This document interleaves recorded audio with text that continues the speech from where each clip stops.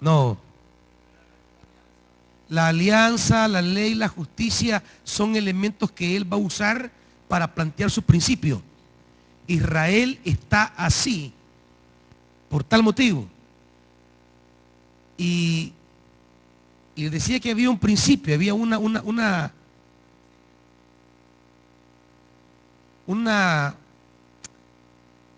lente a través del cual el escritor deuteronomista interpretaba a Israel. ¿Por qué estoy así?, decía Israel. ¿Por qué hemos llegado al cautiverio? Y el deuteronomista les dirá, por esta razón. Este es el motivo. Y yo les daba una palabra, la palabra retribución, que tiene, hermana Sarita, lo que usted acaba de decir. Ellos no cumplen el pacto, por tanto, viene sobre ellos el castigo. Si ellos cumplen el pacto, viene sobre ellos bendición. Retribución es la relación de causa y efecto. Retribución es Israel cosecha lo que siembra. Retribución es estamos así porque Dios estableció su alianza. Una alianza que perseguía la justicia y el derecho. Pero ustedes la han violentado. Ustedes la han negado. Ahora están recibiendo lo que se planteaba en el pacto.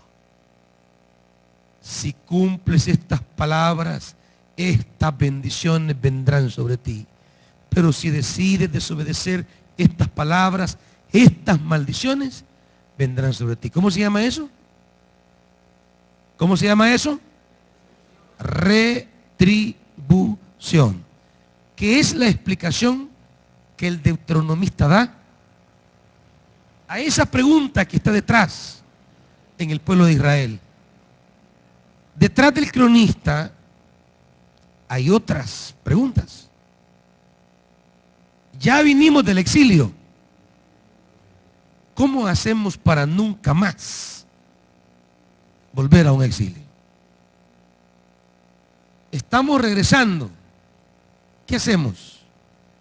Y el cronista se encarga de articular otra vez la historia, pero remarcando en ella una perspectiva distinta, la perspectiva del pacto de Dios con David. Y dice, ustedes tienen que cuidar esto que es importante, el templo, el culto, ¿verdad? Ahora, detrás de Job también hay preguntas, también hay inquietudes, y las inquietudes son las que con claridad ha plantado Jeremías. Quizá el versículo 1 comienza a plantearla. ¿Por qué prosperan los malvados? O sea que los malvados pueden prosperar. De ahí que la prosperidad no sea necesariamente un signo de bendición divina. ¿Me estamos viendo, hermanos? No es en sí mismo un signo siempre genuino, porque la prosperidad también puede venir por la maldad. ¿Por qué prosperan los malvados? ¿Por qué viven tranquilos los traidores?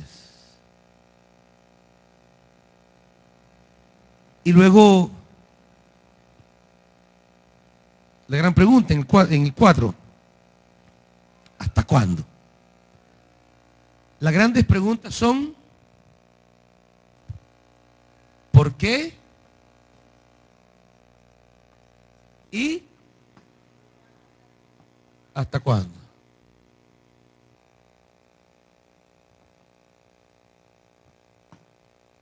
¿Por qué?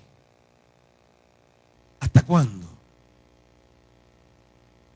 Son las preguntas que yacen en el fondo del libro. ¿Por qué sufre el inocente? ¿Por qué a la gente buena le pasan cosas malas? ¿Y por qué a la gente mala le pasan cosas buenas?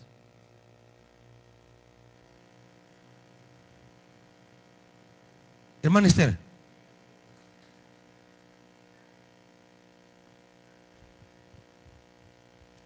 Sí, el libro de Lamentaciones es otro género, es otra preocupación, diríamos, lo vamos a ver junto con el libro de Jeremías, ya que la tradición se lo ha asignado a Jeremías, aunque no necesariamente sea Jeremías su autor, pero lo vamos a leer junto en razón no de la autoría, sino en razón de la temática, porque Jeremías termina con la destrucción de Jerusalén y Lamentaciones es una endecha, es decir, es un canto de sufrimiento acerca de lo que ha pasado.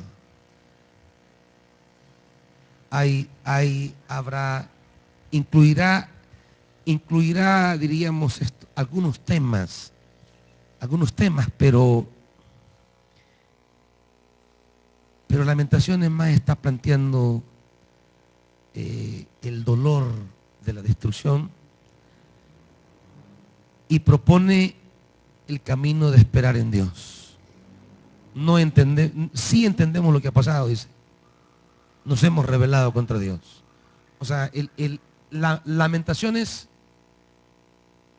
no se pregunta por qué. Su palabra más bien es ay. Son los ayes. Y es lo que aparece en uno y en otro capítulo. Es un ay. Están conscientes de lo que ha pasado por causa de ellos. Por eso hay confesión. Y tan solo plantea un camino. Esperemos en Dios. Tal vez Él se acuerde de nuevo de nosotros. Pero vamos a llegar a ese libro más adelante. En esa perspectiva vamos a Job entonces. Y vamos a ver una panorámica del libro breve para luego puntualizar tal vez en algunos detalles. El libro consta claramente de 3 partes. Capítulo 1 y capítulo 2 son el prólogo del libro. ¿Me van siguiendo? Pero esperaría que cuando diga capítulo 1 y capítulo 2 vayan viendo capítulo 1 y 2 conmigo en la Biblia. Vamos a ver en breve el prólogo. Luego del capítulo 3 hasta el capítulo 42, versículo 6, tenemos el cuerpo del libro. Es el cuerpo del libro.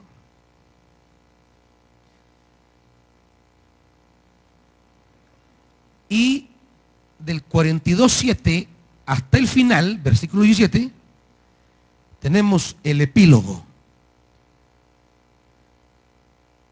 Y la cualidad que pueden ver en la forma de escribir es que tanto el epílogo como el prólogo está en prosa. Está escrito en una forma narrativa. Mientras que el cuerpo del libro, ¿cómo está escrito? En verso. ¿Verdad? El cuerpo del libro tiene la cualidad que ustedes pueden ir viendo. Está en verso.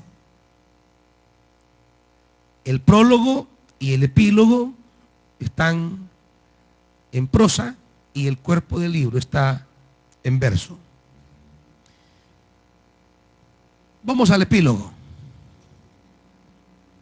¿Qué capítulos es el epílogo? Vamos al prólogo. ¿Qué capítulos forman el prólogo? Capítulo 1 y capítulo 2. Se nos presenta un proceso en el ámbito celestial, una conversación celestial, una conversación en el ámbito divino que tiene como, diríamos, interlocutores a Dios y a Satanás. Tomemos en cuenta que el libro de Job es un libro muy interesante porque no parte de toda la nomenclatura judía específicamente. No hay mucha referencia a los grandes temas de la fe judía, como es la alianza, el pacto, el culto. Esos temas no aparecen aquí, no están presentes. Y aparecen personajes que, como ya veremos, no son de la tradición hebrea. Sus personajes, comenzando con el mismo Job, ni siquiera parecen ser judíos. No estamos quizá ante un libro eminentemente judío. Los amigos de Job no son judíos. Job no se identifica con la tradición judía plenamente. Simplemente se nos describe en el versículo 1, en la región de Uz. A partir de aquí se desmarca todo el libro de Canaán. Uz, una tierra no judía. Había un hombre recto e intachable que temía de Dios, que temía a Dios y vivía apartado del mal. Este hombre se llamaba Job. ¿Saben que ese nombre casi no lo eligen para ponerlo a los hijos? ¿No les parece un poco extraño a ustedes? ¿Conocen algún Job a ustedes? ¿Alguien que se llame Job? Pareciera notorio que la gente no elija este nombre para poner a sus hijos. Quizá el temor que subyace en la mente a querer evitar el mal y pensar que su hijo estará lleno de sufrimientos. Le gusta poner los nombres que suenan a triunfadores. No sé por qué a la gente le parece que Job es un perdedor. No sé por qué a la gente le suena que Job no merece que sea un hombre llevado por sus hijos. Así que pongan a trabajar, tengan hijos y pónganle Job. Que tengamos unos 20 Job en esta iglesia. Pero los casados, hermanos, los solteros pongan a trabajar para que un día lleguen a tener.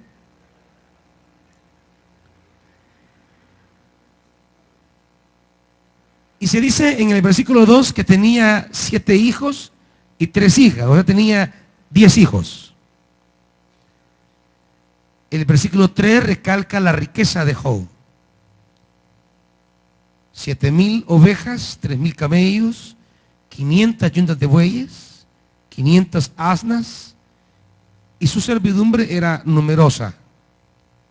Entre todos los habitantes del oriente, era el personaje de mayor renombre. Sus hijos acostumbraban turnarse para celebrar banquetes en sus respectivas casas e invitaban a sus 3 hermanas a comer y a beber con ellos. Una vez terminado el ciclo de los banquetes, Job se aseguraba de que sus hijos se purificaran. Muy de mañana ofrecía un holocausto por cada uno de ellos, pues pensaba, tal vez mis hijos hayan pecado y maldecido en su corazón a Dios. Para Job, esta era una costumbre cotidiana. Se nos plantea un hombre con una piedad poco conocida. No se nos describe maldad, no se nos describe actos en contra de los semejantes. Al contrario, se nos presenta un hombre que tiene un sumo cuidado por él y por su familia de no ofender a Dios. De modo que en el plano terrenal, diríamos, el libro propone que no habría nada en Job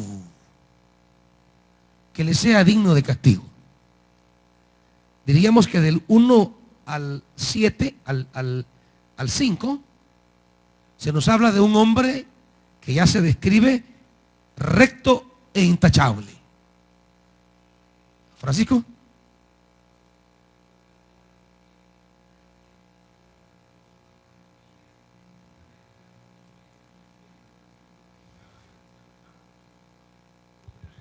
Deuteronomista.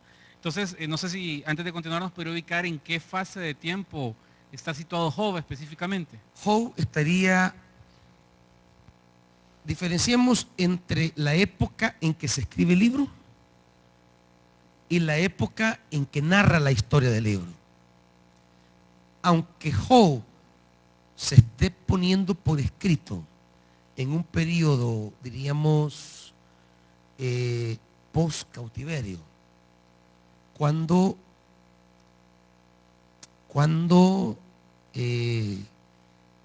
Israel en el cautiverio entra en contacto con otras culturas y tiene que responder a las interrogantes que también plantean las grandes culturas, porque eso fue inocente.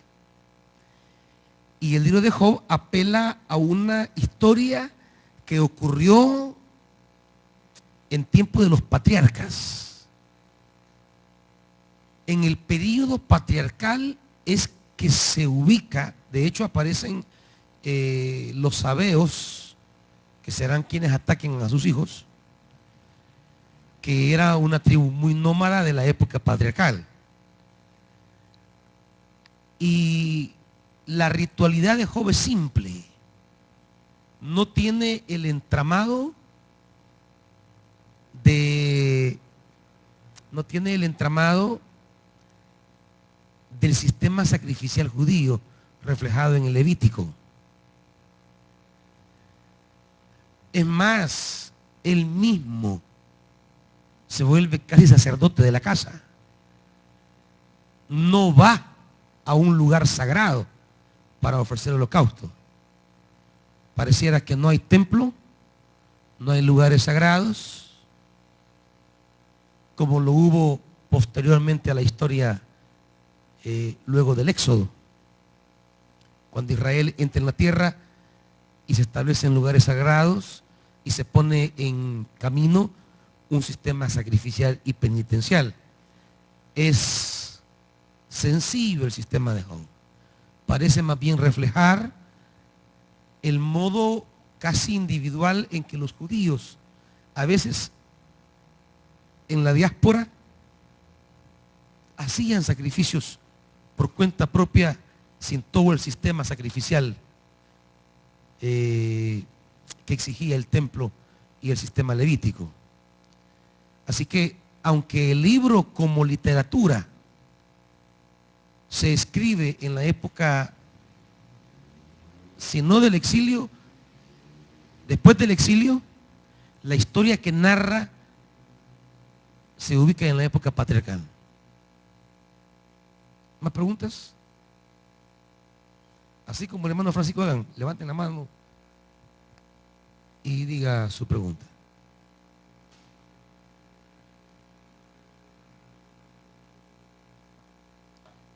Luego, en el versículo 6, la cosa toma un giro. Porque lo que viene a continuación no nace en la tierra, nace en el cielo. Lo que va a ocurrir a este hombre que se describe recto e intachable no tendrá nada que ver con lo que ha sido su itinerario como hombre intachable. Lo que le va a ocurrir a Job nace en una conversación celeste. Y se dice que el día que los hijos de Dios, es la manera literal de decirlo, aunque ha traducido la NBI, el día en que los ángeles aunque el hebreo dice hijo de Dios. Cuando ellos debían hacer acto de presencia ante el Señor,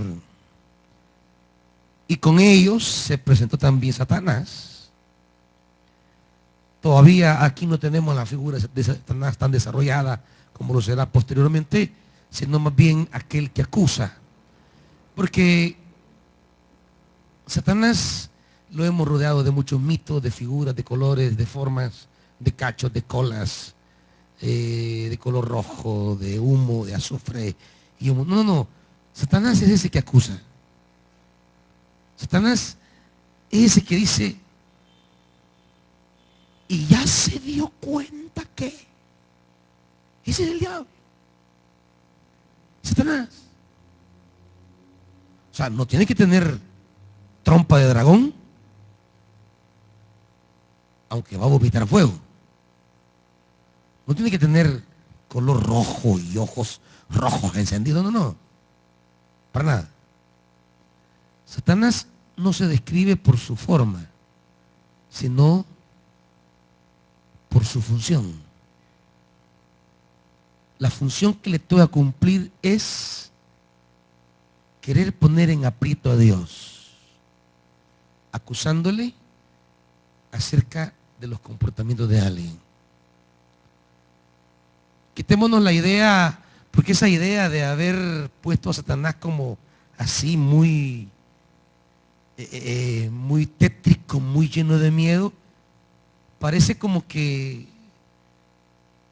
Satanás no puede ser esa figura bonita o ese hombre bien presentable que llega en función de Satanás. Satanás es la persona, hombre y mujer, que se mete con los hijos de Dios a querer intervenir en el escenario de los hijos de Dios. Y dice, el Señor le pregunta, ¿de dónde vienes? Vengo de rondar la tierra y de recorrerla de un extremo a otro, le responde Satanás. O sea, Satanás siempre es metido. Siempre está en todo. No tiene nada que hacer. Solo fregar a gente. Y es en todo. Es que Satanás, para cumplir su función, tiene que estar metido en todo. Porque esa es su función. Estarle complicando la vida a la gente. Y estarla acusando delante de Dios. La gente que está ocupada pues no tiene tiempo de andarse metiendo en la vida ajena. Y dice, y el Señor le pregunta otra vez, ¿te has puesto a pensar en mi siervo Job? No hay en la tierra nadie como él. Es un hombre recto e intachable. Se repite de nuevo el adjetivo que ya se nos había dado de Job, que me honra y vive apartado del mal. Satanás no solo es el que está pendiente de la vida de los demás, pero no para servir y ayudar, sino para fregar. Y no solamente es eso, siempre anda buscando explicaciones secundarias a las acciones de los hombres. Ya Dios le dice, ¿ves a mi siervo Job? Me honra, vive apartado del mal. Satanás quiere dar una explicación a eso. Y la explicación es, versículo 9, ¿acaso Job te honra sin recibir nada a cambio? O sea, Satanás está queriendo decirle a Dios, es que Job te teme por esto. Job te honra porque es un interesado. ¿Acaso no están bajo tu protección él y su familia de todas sus posesiones? De tal modo has bendecido la obra de sus manos, que sus rebaños y ganados llenan la tierra. Satanás siempre quiere poner el pelo en la sopa. Siempre quiere decir que ¿qué? No, usted no sabe por qué sirve esa hermana. Esa hermana sirve porque es aquí, es allá, pero que ama a Dios. No. O sea, es el que siempre anda queriendo dar razones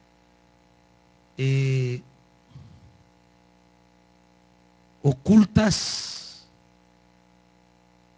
a las acciones de los demás. No, si es que se anda ahí porque tienes interés.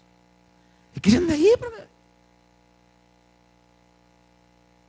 no sabe valorar lo que yo le estoy diciendo. Este hombre me honra. Este hombre me teme. Y la respuesta del diablo es sí, pero porque lo alivianás. Y le da una sugerencia. Déjalo de alivianar a ver si no te escupe en la cara. Eso es lo que dice el versículo 11. Extiende la mano, quítale todo lo que posee, a ver si no te maldice en tu cara. Dios acepta el desafío. Hagámoslo, pues, le dice. Todas sus posesiones están en tus manos, con la condición que a él no le ponga las manos encima. Y aquel se va feliz, sale de su presencia y comienza el proceso de destrucción de Job. Llegó el día, versículo 13, que sus hijos se reunieron en la casa del hermano mayor. De repente un mensajero llega a decirle a Job, mientras los bueyes araban y los asnos pasaban por ahí cerca, nos atacaron los sabeanos y se los llevaron. A los criados los mataron a filo de espada. Solo yo pude escapar y ahora vengo a contárselo a usted. La pérdida comienza, diríamos, en una escala de valores, desde lo menos valioso a lo más valioso. La pérdida de Job será una pérdida gradual que va desde lo menos importante para un hombre hasta lo más importante de un hombre. Y lo que pierde como hombre dueño de sus bienes, lo que pierde es los criados y el ganado. ¿Estamos ahí? Para este momento tenemos que entender que los criados eran posesiones materiales, que no tienen la dignidad que tienen ahora los trabajadores. Era propiedad como un buey. Así que diríamos que la primera pérdida de Job se da en el campo material. ¿Estamos? No había terminado de hablar, 16, cuando otro más llegó y dijo, del cielo cayó un rayo que calcinó a las ovejas y a los criados. Solo yo pude escapar para venir a contárselo. Primero pierde bueyes y asnos. ¿Qué pierde ahora? Ovejas y criados. Allá bueyes, asnos, criados. Aquí ovejas y criados. Que son las cosas que nos dijo en el versículo 3. Van en el orden de la riqueza del versículo 3. Si reparan en el versículo 3, ahí van las ovejas, los camellos, bueyes, asnas, va en un orden inverso a ese orden. 17. No había terminado de hablar este mensajero cuando llegó otro más, unos salteadores caldeos.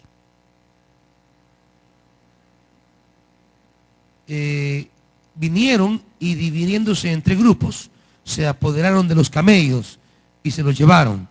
A los criados los mataron a filo de espada. Ahí están los bueyes, los asnos, las ovejas y los camellos, que son los bienes que se describe posee Job en el versículo 3. En otras palabras, el versículo 3 se desaparece. 18. No había terminado de hablar este mensajero cuando todavía llegó otro y le dijo: sus hijos y sus hijas estaban celebrando un banquete en casa del hermano mayor, cuando de pronto un fuerte viento del desierto dio contra la casa y derribó sus 4 esquinas. La casa cayó sobre los jóvenes y todos murieron. Solo yo pude escapar y ahora vengo a contárselo. Todo el patrimonio descrito en los primeros 5 versículos desaparece de un plumazo. En otras palabras, todo lo que hacía a Job ser el personaje de mayor nombre en el Oriente, ya no lo tiene. Todo lo que era su riqueza ha desaparecido. Pastor, Dígame. yo tengo una pregunta. ¿Quién, yo? Yo. Ah, vaya, dígame. Según el versículo 16, cuando dice que un rayo cayó del cielo, mi pregunta es, ¿que el diablo también tiene poderes sobrenaturales para aplicarlos con las personas que él desea tentar o poner alguna prueba? Y digamos, no hablemos solamente del control, no hablemos solamente del control de la naturaleza, hablemos de ejercer control sobre grupos humanos para provocar muerte.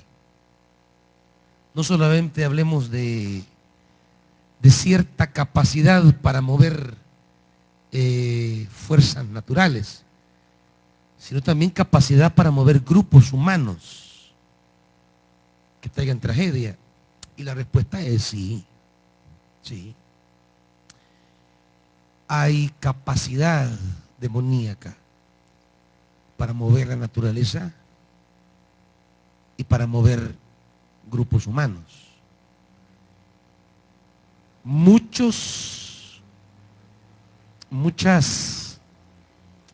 ¿Cuál ha sido siempre nuestra explicación? Por ejemplo,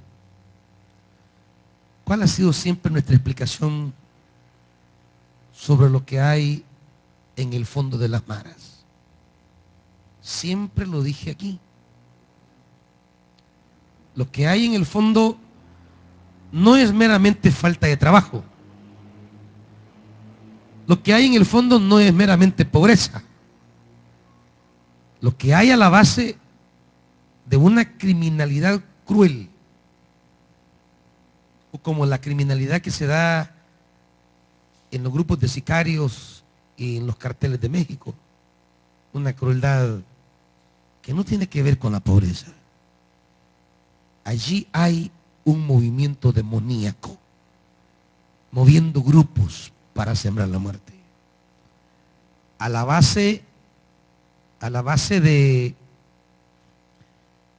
las maras, siempre les dije, allí el diablo está moviendo para sembrar muerte.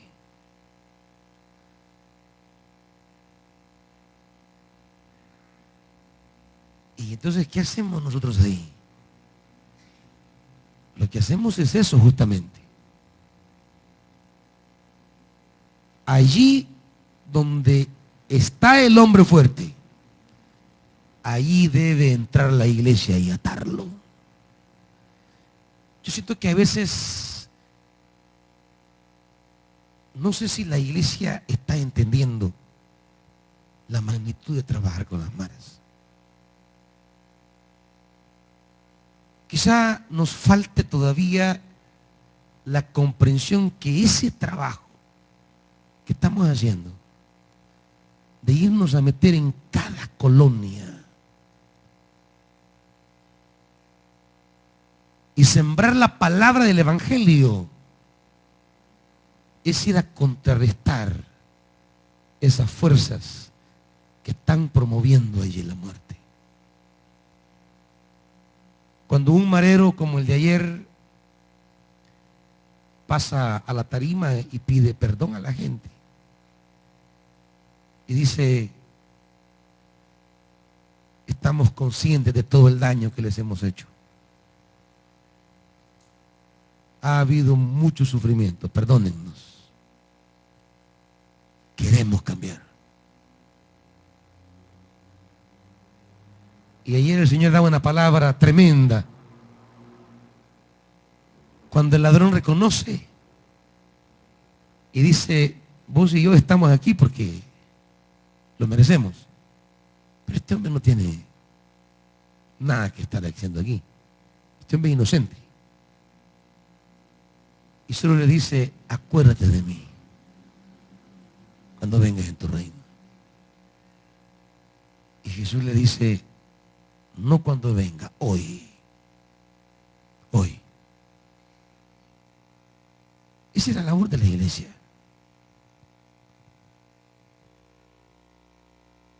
Allí, esos grupos que las fuerzas demoníacas han estado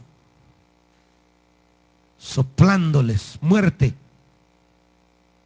la iglesia debe ser instrumento del Espíritu para soplar vida.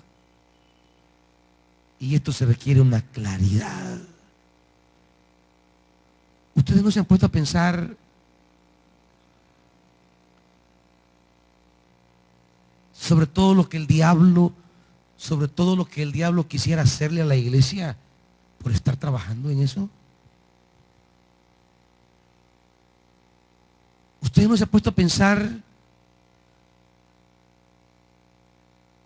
que cuántas cosas que están pasando puedan ser golpes del enemigo para querer debilitar a una iglesia que se ha metido de lleno a pelear contra las tinieblas. Ustedes no se han puesto a pensar de cómo el líder principal de la iglesia o su familia o los líderes de las iglesias y sus familias pueden estar bajo una acechanza de destrucción.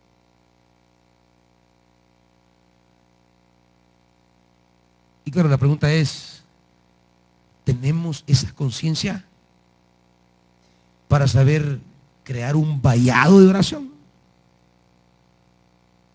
¿Tenemos suficiente conciencia como para crear un muro de clamor? Pero claro, a veces nos ponemos más a estar criticando y jodiendo gente que ayudar a crear un vallado de oración. ¿Están oyendo, hermanitos? Ahí nos dicen amén, ¿verdad? No voy a hacer una promesa que van a tener pisto que amén. No voy a hacer un llamado de Dios para entender la magnitud de lo que estamos haciendo y la responsabilidad que conlleva que ahí nos hartaron la lengua. Cuando la iglesia decide pararse en el centro de la casa del enemigo, porque ha venido a atar al hombre fuerte, la cosa se pone color de hormiga. Por mi parte, yo esto lo entiendo. Yo estoy claro. A todas las cosas que nos exponemos, a todas las realidades que enfrentamos, y lo que pido una y otra vez al Señor es contar con su apoyo, con su respaldo, con sus cuidados. Pero quizás no todos los que están sirviendo en este campo entiendan la situación. Quizás no todos los que estén sirviendo entiendan la magnitud de esto y no comprendan lo que pasa a veces a su vida o no lo interpreten en esta lógica de saber entender que hemos entrado a una batalla y en esto se pone la cosa difícil a veces, hermanitos. ¿Me están oyendo, iglesia? Tiene poder sobre las fuerzas naturales. Es uno de los temas bíblicos, por supuesto. Siempre se nos presenta a Yahvé como el Dios que controla la tormenta, el Dios que controla el mar, el Dios que controla el cielo. Porque parecen ser a veces fuerzas naturales que se gobiernan a sí mismas para destrucción. En los evangelios mismos se recoge esto. Las fuerzas del mal representadas en la naturaleza quieren hundir la barca, pero Jesús se aparece como el Señor de la tormenta. Cuando Moisés llega al palacio del faraón, tira su vara al suelo y se convierte en serpiente. Los sacerdotes de faraón hacen lo mismo. Toman sus varas, la tiran al suelo y se convierten en serpientes. ¿Por qué hay tanta gente que cree en la brujería? Porque la brujería es cierta. ¿Por qué hay tantos seguidores de las cartas y de la prueba del puro y de los caciques y de las cacicas? ¿Por qué aún cristianas y cristianos van a los centros? ¿Por qué van a consultar a agoreros y adivinos?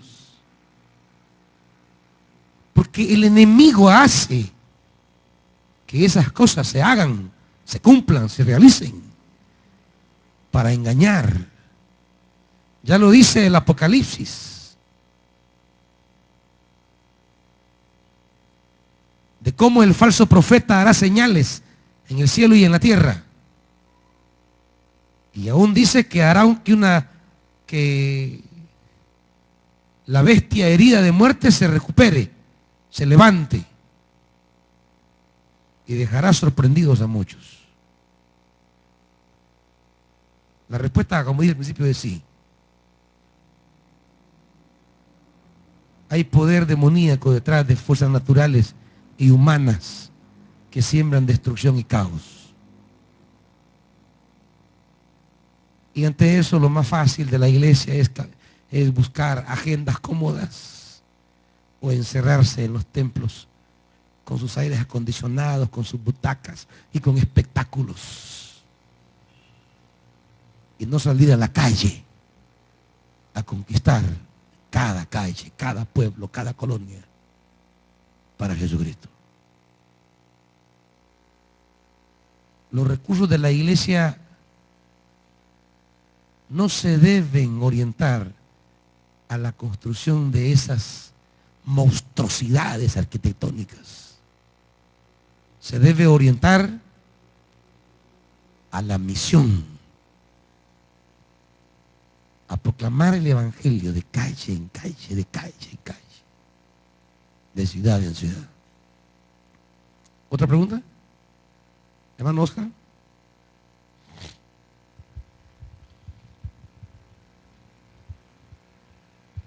Sí, pastor, siempre en relación al tema de Satanás. En una ocasión yo recuerdo que usted mencionaba de que las cosas que le suceden a Job, que son cosas malas que le pasan, el escritor lo hace para mencionar, aunque lo hace Satanás, que Dios está por encima de todo y que incluso el mal está bajo el dominio del Señor. Yo tengo algún par de preguntas en relación a esto, porque se menciona los hijos de Dios, como es el original, ¿verdad? Sí.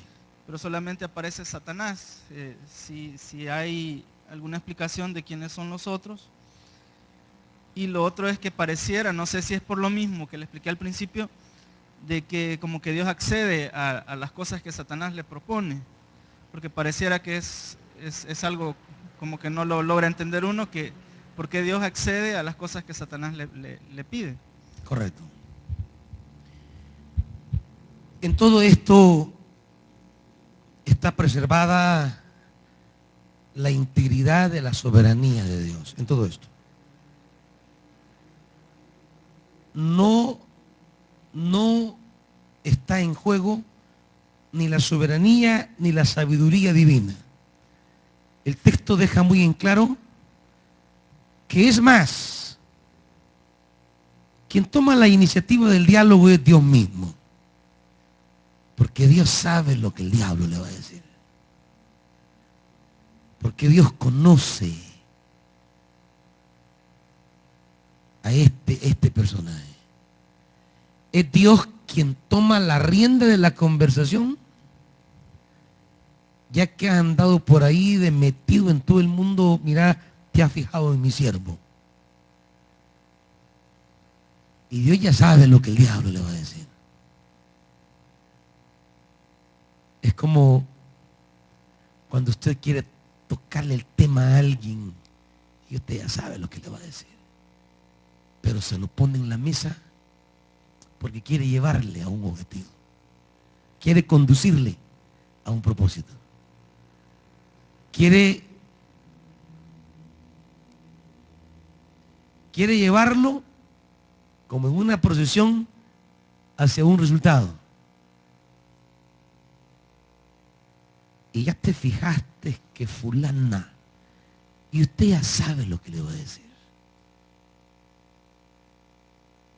La soberanía de Dios queda íntegra en el sentido de que es Dios quien toma la conversación desde el principio. La agenda no la pone el diablo. La agenda la pone el Señor. Y será la naturaleza misma de Satanás quien le lleve la pista al Señor. Será su carácter mismo de acusador, diríamos, la que lo haga caer redondito, pensando tal vez que él lleva la conducción del asunto, mas no sabe que es Dios quien lo va llevando por ese caminito. No por la fuerza, por su propia naturaleza, por su propio carácter. Es Dios quien toma la iniciativa siempre. En ese sentido queda preservada diríamos, la integridad de la soberanía de Dios frente a las especulaciones del diablo. Por otro lado, la soberanía divina queda también salvada cuando el texto plantea que no realiza el diablo una acción contra Job si no es porque Dios se lo permite. Claro, eso tiene que ver en la comprensión del Antiguo Testamento, de entender que de alguna manera Dios es Señor de todo. La Biblia no comparte aquello de dos principios eternos, de dos seres eternos, aquello de que el bien y el mal son eternos. No, no, no. El bien y el mal no son eternos. La Biblia no cree en la eternidad del mal ni del bien. La Biblia cree en la eternidad de Dios, que es el bien. El mal no es para siempre. Esa idea de dos principios eternos no es bíblica. Esa es oriental, allá por el mundo de los japoneses, de los chinos, emparentados con alguna tradición griega, pero en la Biblia no es así. En la Biblia solo Dios es eterno. Solo Dios es para siempre. Dios es el primero, Dios es el último y no comparte su gloria con nadie. Por tanto, hay que explicar la presencia del mal. Significa que la presencia del mal nos indica que Dios no reina sobre todo o no controla sobre todo. La Biblia declarará que Dios no es autor del mal, pero que de alguna manera su soberanía siempre tiene control en todo. Y esto es esperanzador, hermanitos. Esto es esperanzador porque cuando parece que las fuerzas del mal se han desatado, debemos saber que en algún punto de eso Dios va a intervenir. Que en algún momento de la tormenta Dios va a entrar en control. Que en algún momento del caos Dios va a decir una palabra. Esto es maravilloso. Los hijos de Dios son un tema de mucha discusión. De hecho, se discute con razones muy fuertes a favor y en contra. Desde Génesis 6, el tema de los hijos de Dios. Cuando dice que los hijos de Dios vieron a las hijas de los hombres y se acercaron a tener relaciones sexuales con ellas, y de ese contacto de los hijos de Dios con las hijas de los hombres nacieron los gigantes. Los exégetas no se ponen de acuerdo en Génesis 6 si hijos de Dios ahí es la descendencia de Set o son los ángeles, como lo ha traducido la NBI, el tema de los hijos de Dios, que es un término referido a los ángeles, los hijos de Dios. En el caso de Job, esa referencia se aplica a todo el mundo celestial, porque todos eran un día hijos de Dios. Esto llevó, por ejemplo, a un gran padre de la iglesia como fue Orígenes a especular que en un tiempo muy distante Jesús y el diablo eran hermanos, porque el diablo un día fue ángel, por tanto era hijo de Dios. Y él llega a afirmar en su obra de Principis, acerca de los principios,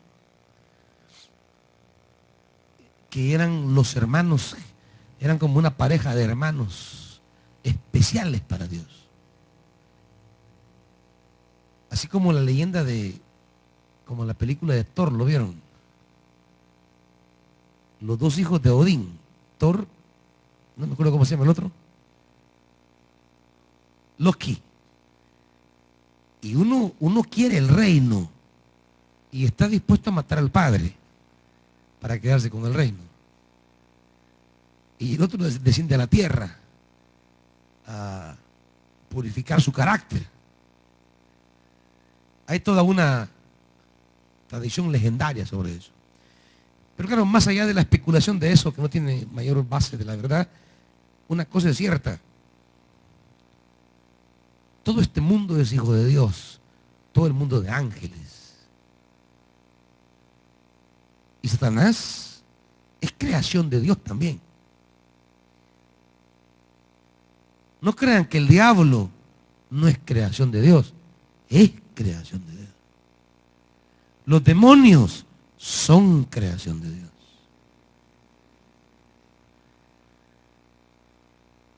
Han habido teólogos a lo largo de la historia que nos han planteado la salvación al final de todos, aún del diablo.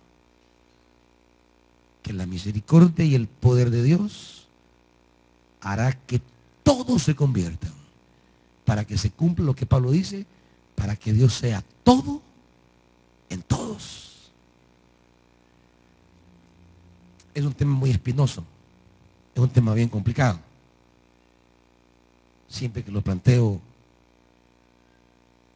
surgen preguntas, inquietudes, y quizás nunca las vamos a resolver. Pero yo sí creo una cosa, en base a la Biblia. Al final solo debe quedar Dios. ¿Qué hará con el mal? No sé. ¿Se lo va a convertir o lo va a destruir? No sé. Pero al final solo debe quedar Dios. El único. No puede quedar para la eternidad la presencia del mal. Para la eternidad solo Dios y su reino por siempre. Eso dice la Biblia. En este caso, los hijos de Dios son ángeles. Es un escenario que plantea que los ángeles llegan a informar a Dios acerca de las cosas de los hombres. Es parte de la concepción antiguo testamentaria de los ángeles. Como cuando Rode abre la puerta porque Pedro estaba tocando y se queda muda al ver que es Pedro y van donde aquellos y le dicen, Señor, ahí está Pedro. No, le dice, a ser su ángel.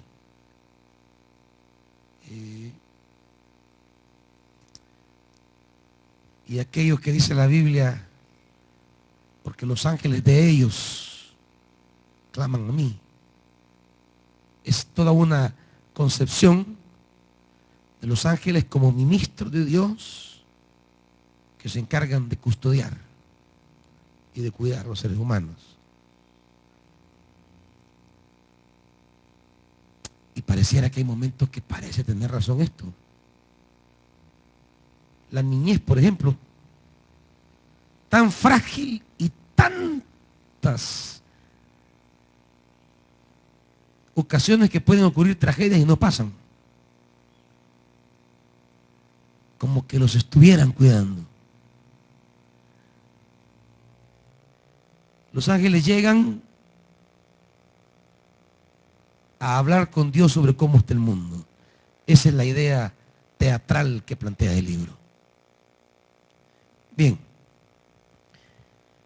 Después que ha ocurrido esa pérdida de Job, dice el versículo 20, Job se levantó, rasgó las vestiduras, se rasuró la cabeza y se dejó caer al suelo en actitud de adoración. Y dijo, desnudo salí del vientre de mi madre y desnudo he de partir.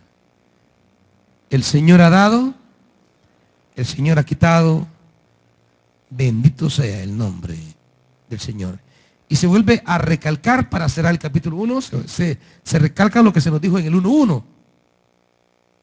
A pesar de todo esto, Job no pecó. Ya se nos dijo que era recto e intachable. Y se cierra, diríamos, un círculo en torno a la vida de Job. En el capítulo 2 se vuelve a abrir otra vez el círculo. Los ángeles debían hacer acto de presencia ante el Señor y con ellos llegó también Satanás para presentarse ante el Señor. Y otra vez, Dios vuelve a tomar la iniciativa. Pareciera como que no sabe lo que Job ha hecho. ¿De dónde vienes?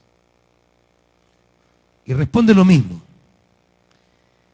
Y Dios toma de nuevo el caso de Job. Es Dios quien lo pone en la mesa. ¿Te has puesto a pensar en mi siervo Job? No hay en la tierra nadie como él. Es un hombre recto e intachable que me honra y vive apartado del mal. Y aunque tú me incitaste contra él para arruinarlo sin motivo, todavía mantiene firme su integridad. Aquí cuando dice tú me incitaste no significa tú me manipulaste. No. Es que esa es la labor del diablo.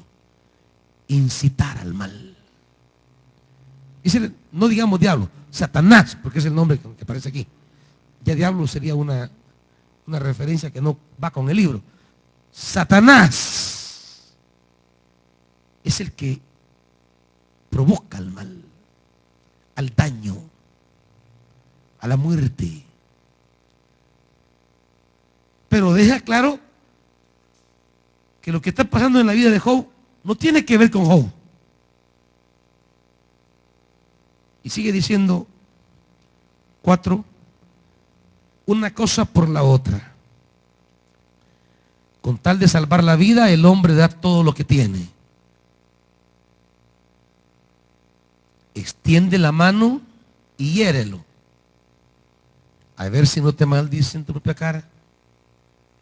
Aquí va ya no a las posesiones ni a sus hijos, sino a su vida, su cuerpo. Muy bien. Job está en tus manos, eso sí, respeta su vida. Dicho esto, Satanás se retiró de la presencia del Señor para afligir a Job con dolorosas llagas desde la planta del pie hasta la coronilla.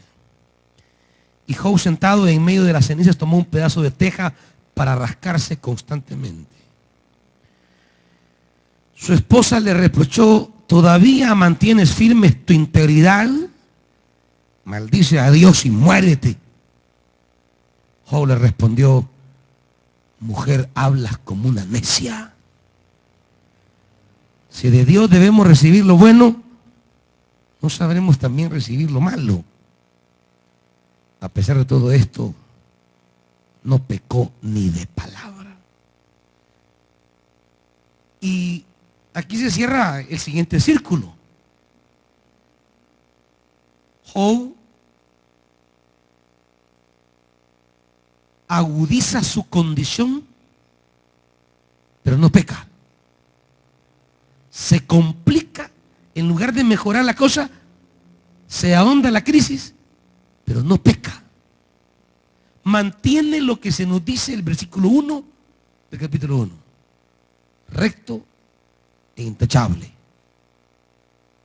Se mantiene. Y termina narrando los tres amigos. Se enteraron de todo el mal que le había sobrevivido, se pusieron de acuerdo, salieron de sus respectivos lugares para expresarle sus condolencias y consuelo. ¿Quiénes eran? Elifaz de Temán, Bildad de Suá y Sofar de Namat, pueblos y lugares que no tienen que ver nada con Israel. Desde cierta distancia alcanzaron a verlo y casi no lo pudieron reconocer. Se echaron a llorar a voz en cuello, rasgándose las vestiduras y arrojándose polvo y ceniza sobre la cabeza. Y durante 7 días y 7 noches se sentaron en el suelo para hacerle compañía.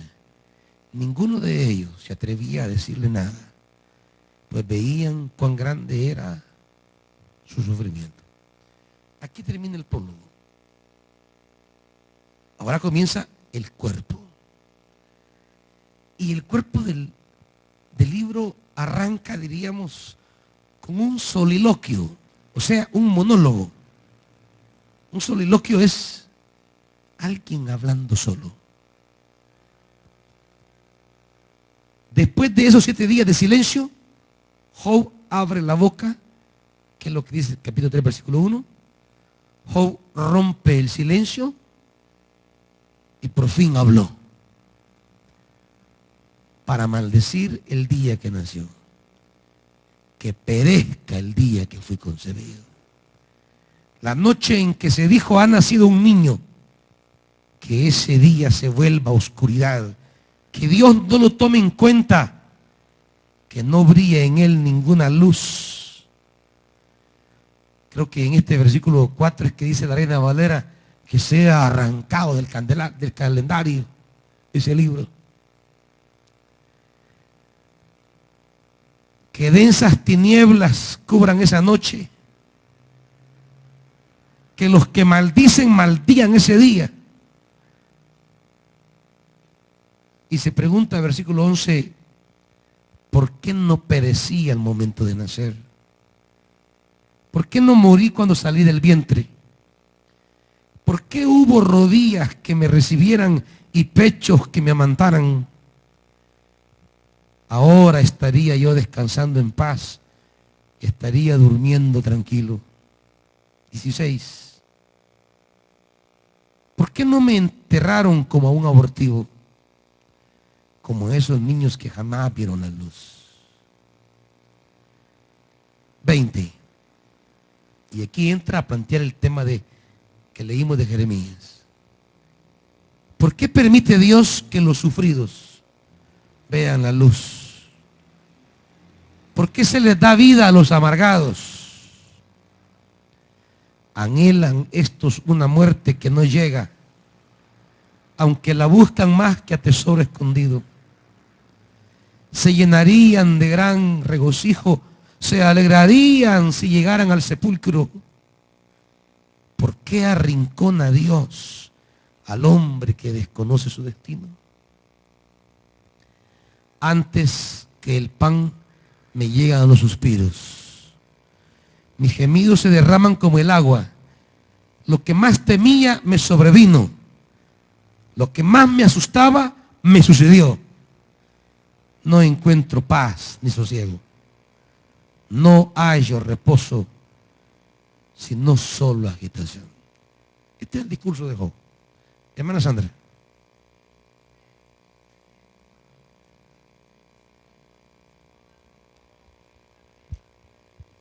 No.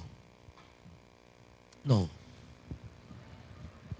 Job no maldice a Dios. Job tiene, creo yo, un estado de depresión. Job no está encarando a Dios como, no está diciéndole, no está desafiando, más bien está diciéndole, ¿por qué no me matas mejor? ¿Por qué no me dejas bajar al sepulcro? En este momento la vida, la muerte me es mejor que la vida. En las condiciones que estoy, hubiese preferido no nacer.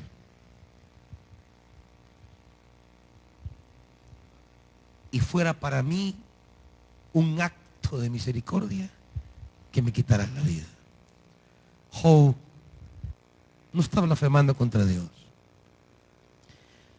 Y lo va a recalcar al final del libro. Más bien, Job está diciendo a Dios, en las condiciones que estoy, prefiero mejor que me mates. Diga, hijo.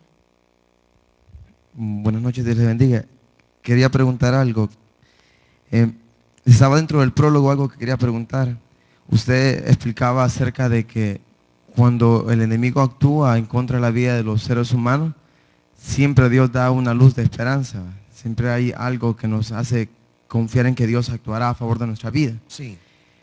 Y acá en Job hay 4 momentos quizás en los que se repite una misma frase y donde dice que pasaron los incidentes que fueron despojando las cosas que eran de Job, pero dice, solo yo pude escapar y ahora vengo a contárselo a usted. Y más adelante dice su esposa, y más adelante en el versículo 9 del capítulo 2 menciona a su esposa. Y cada una de estas cosas pertenecían siempre a las cosas de Job. En el caso de sus criados, porque dice, los criados explican que los otros empleados que estaban junto con ellos habían sido también asesinados a filo de espada. Sí. En este lapso también menciona a la esposa y también ellos dos son posesiones de Job. Pero quiero entender esto. Dentro de la línea de quizás de lo que el enemigo quiso hacer en contra de la vida de Job, siempre hay como pincelazos de esperanza de parte de Dios. En el caso de la esposa y en el caso de los criados que sobrevivieron. Esa es la duda que yo tengo. Si cuenta eso en el sentido de poder decir Job tenía una esperanza de que aunque el enemigo se levante, a totalidad no puede destruir lo que Dios ha puesto, porque Dios es eterno en sí. De los criados, tal vez, de la esposa no estoy muy seguro. No es broma.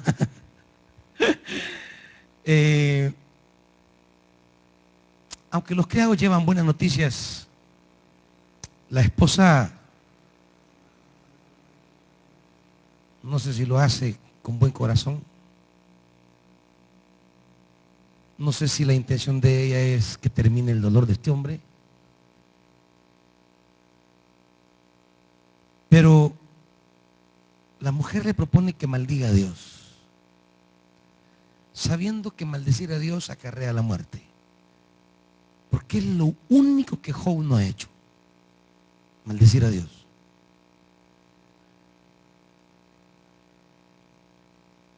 No sé si la mujer culpa a Job de algo. No sé si la mujer, culpando a Job, le dice, morite vos también. O no sabemos si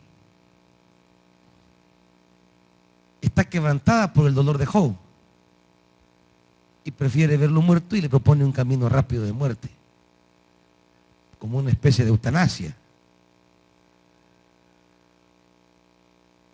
Pero la figura de los siervos y de la mujer no es tanto que quedan como parte de la providencia divina, sino más bien creo que están allí sirviendo como mensajeros de las cosas que ocurren en la vida de Job.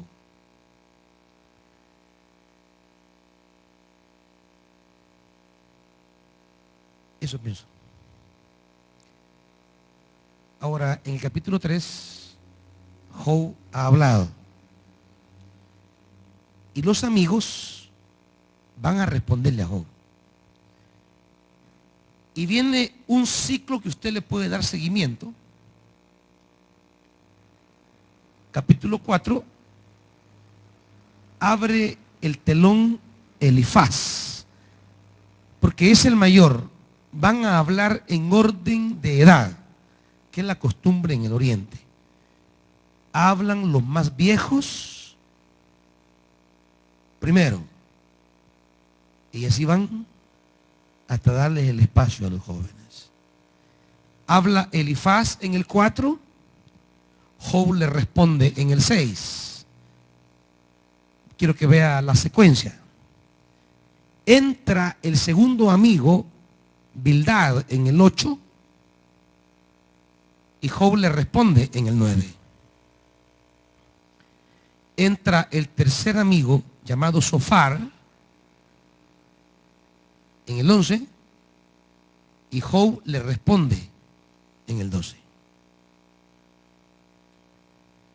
Luego viene un nuevo ciclo de participación de los amigos, y en el 15 entra de nuevo Elifaz, y Job le responde en el 16. En el 18 entra de nuevo Bildad, y Job le responde en el 19. En el 20 entra Sofar otra vez a cerrar el segundo ciclo, y en el 21 le responde Job. Y ahora viene un tercer círculo de participación en el 22. ¿Quién entra? Elifaz. En el 23 le responde Job. Y al final hay una interrupción breve de Sofar, pero entra el tercer discurso de Bildad en el 25. Job lo interrumpe, pero Bildad reanuda su discurso en el 25. Y Job le va a responder en el 27. Y termina el 27 con el tercer discurso de Sofar. Y ahí se cierra 3 círculos de participaciones. Habla Elifaz, responde Job. Habla Bildad, responde Job. Y habla Sofar, responde Job. Y se llega al capítulo 28, que es una obra magistral, que es una elegía a la sabiduría. En el capítulo 28 es como el capítulo clave de este libro, donde se habla de la sabiduría y la capacidad de la sabiduría para construir el mundo y para llevar la historia en su camino. Y lo que la sabiduría propone en este capítulo al final es, versículo 28, 28, la sabiduría dijo a los mortales, temer al Señor, eso es sabiduría. Apartarse del mal, eso es discernimiento. Claro, lo que ocurre es que esto es Job. Esto es Job en el libro. Alguien que teme al Señor y es apartado del mal. Esto es Job. Eso es lo que se nos ha dicho en el libro de Job. La sabiduría que es inalcanzable al ser humano por sí mismo, lo que la sabiduría dice es, muchas cosas no las pueden entender. Solo hagan una cosa. Teman a Dios, apártense del mal y lo van a entender todo. Luego viene otro monólogo de Job, capítulo 29, 30 y 31. Viene otra conversación consigo mismo. De repente en el 32 entra un personaje de manera inesperada. No se sabe de dónde salió. No se da mayor explicación. Solo se dice que al ver los tres amigos de Job que éste se consideraba un hombre recto, dejaron de responderle. Pero Eliú, hijo de Baraquel de Bus, de la familia de Ram, se enojó mucho con Job. Porque en vez de justificar a Dios, se había justificado a sí mismo. También se enojó con los tres amigos de Job porque no habían logrado refutar a Job y sin embargo lo habían condenado. Ahora bien, Eliú había estado esperando antes dirigirse a Job porque ellos eran mayores de edad. Pero al ver que los tres amigos no tenían ya nada que decir, se encendió su enojo y habló Eliú, hijo de Baraquel de Bus. Y aquí vienen los discursos de Eliú. Ahora, ¿por qué está enojado Eliú? ¿Por qué está enojado? ¿Por qué va a hablar con enojo? ¿Por qué? ¿Leyeron conmigo o no leyeron conmigo? En el caso de Job, ¿por qué está enojado?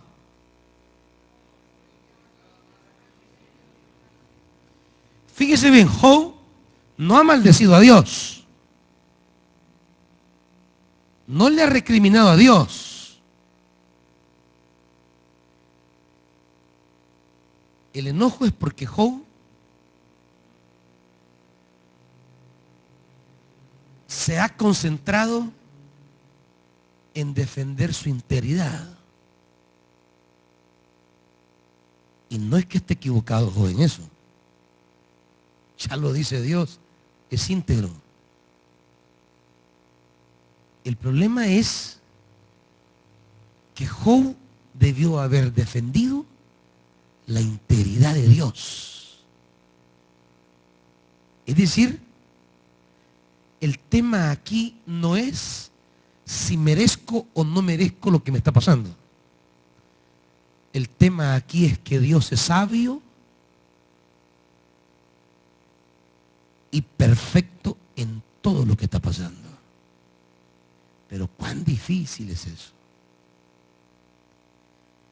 No está diciendo Job, tú eres, y queriendo, aunque hay un pasaje que parece encararle un poco a Job a Dios esto, pero aún así no maldice contra Dios. Pero defiende tanto lo inmerecido de lo que le está pasando que no es capaz de ponerse y decir, Dios, no entiendo qué es lo que me está pasando, pero sé que tú eres bueno, justo, sabio y poderoso. Claro, esto a la hora de un problema no es lo mismo. A la hora de perder un hijo, de perder un negocio, de perder una casa, de perder la salud, ¿cuánto nos cuesta decir, Señor, tú eres Dios, tú eres bueno, tú eres sabio, tú eres recto? No sé si merezco o no lo que estoy pasando, pero tú eres justo en todo esto. Job todavía no ha llegado a este punto.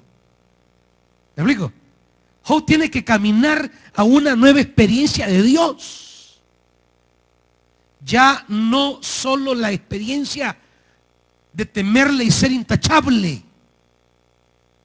No, a una experiencia de declarar que Dios es bueno y justo, aunque esté atravesando un valle terrible. ¿Qué es lo que viene? El discurso de Eliú 32, 33, 34, 35, 36 y 37. Y de repente, así como Eliú aparece en el libro, se desaparece. Y en la escena ahora entra, por primera vez, va a hablar Dios a Job directamente. El Señor le respondió a Job desde la tempestad. Pero no aparece para darle una explicación a Job. Aparece para saturarlo de preguntas que Job no puede responder. Y comienza el 38, 39, 40, 41. Dios atora a Job con preguntas donde Job no haya ni el camino. Cuando Dios habla, entonces Job le responde al Señor: yo sé bien que tú todo lo puedes, que no es posible frustrar ninguno de tus planes. ¿Quién es este?, has preguntado, que sin conocimiento oscurece mi consejo. Y oiga ahora a Job. Ya no es el Job que desea morirse, ya no es el Job que defiende su integridad, ahora es un Job que declara a Dios: reconozco que he hablado de cosas que no alcanzo a comprender, de cosas demasiado maravillosas que me son desconocidas. Ahora escúchame que voy a hablar, me dijiste. Y yo te cuestionaré y tú me responderás. De oídas había oído hablar de ti, pero ahora te veo con mis propios ojos. Por tanto me retracto de lo que he dicho y me arrepiento en polvo y ceniza. Semejante al capítulo 1. Pero el polvo y la ceniza del capítulo 1 son del dolor de Job por lo que le está pasando. Job ha estado concentrado en su integridad. Señor, yo no me merezco esto. Señor, yo me he comportado bien, ¿y por qué me traes esto? Ahora Job avanza. Eliú y Dios en la tormenta lo transportan. Allá no hablar de él. Allá no defender su integridad. Es como que Job dijese: mi integridad o mi bienestar no es lo más importante. Lo más importante es el Señor. Que Él sabe lo que está haciendo. Que Él tiene la capacidad de hacer cosas que yo ni siquiera entiendo. Yo me hundí, quiere decir Job, en mí mismo, olvidándome de Él. Cuando Job llega a este punto, dice el 7, después de haberle dicho todo esto a Job, el Señor se dirigió a Elifaz de Temán y le dijo: estoy muy irritado contigo y con tus dos amigos, porque a diferencia de mi siervo, siempre se refirió Dios a Job así: lo que ustedes han dicho de mí no es verdad. Tomen ahora 7 toros y 7 carneros y vayan con mi siervo Job y obedezcan un holocausto por ustedes mismos. Mi siervo Job orará por ustedes y yo atenderé a su oración y no los haré quedar en vergüenza. Y conste que a diferencia de mi siervo Job, lo que ustedes han dicho de mí no es verdad. Elifaz de Temán, Bildad de Suá y Sofar de Namat fueron y cumplieron con lo que el Señor les había ordenado, y el Señor atendió a la oración de Job. Después de haber orado Job por sus amigos, el Señor lo hizo prosperar de nuevo y le dio 2 veces más de lo que antes tenía. Versículo 16. Después de estos sucesos, Job vivió 140 años. Llegó a ver a sus hijos y a los hijos de sus hijos, hasta la 4ª generación. Disfrutó de una larga vida y murió en plena ancianidad. Pónganse de pie, hermanitos.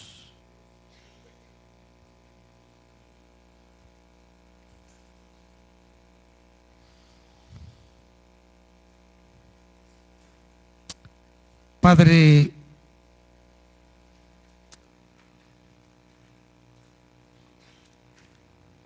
¿cuántas veces nuestra vida gira solo en torno a nosotros?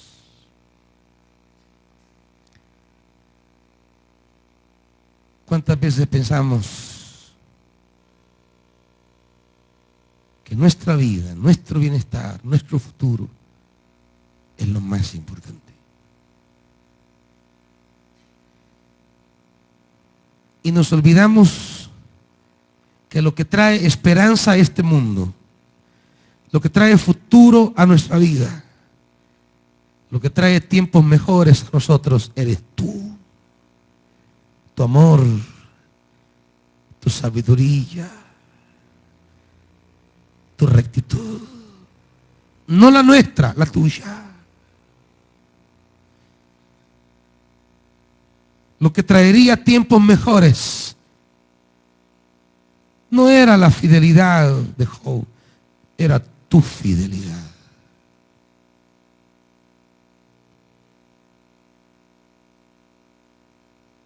Y a veces nos concentramos en nosotros.